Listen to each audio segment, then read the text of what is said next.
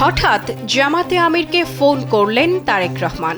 জামাতে ইসলামীর আমির ও প্রধান বিরোধী দলীয় নেতা ডাক্তার শফিকুর রহমান হঠাৎ অসুস্থ হয়ে পড়ার খবর পেয়ে তাৎক্ষণিকভাবে খোঁজ নিলেন প্রধানমন্ত্রী তারেক রহমান।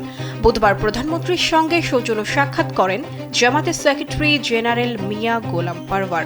সাক্ষাৎ শেষে তিনি জানান, আমিরের শারীরিক অসুস্থতার কথা জানতে পেরে প্রধানমন্ত্রী সরাসরি কথা বলেন এবং কুশল বিনিময় করেন। এ সময় ডাক্তার শফিকুর রহমান প্রধানমন্ত্রীকে সপরিবার ইফতারের আমন্ত্রণ জানান।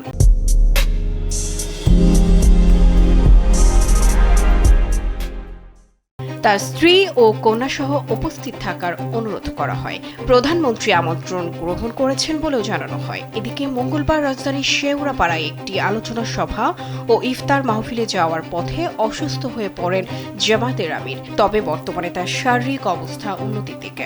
বুধবার বনানীর সামরিক কবরস্থানে শহীদ সেনা সদস্যদের কবর জিয়ারত করেন তিনি।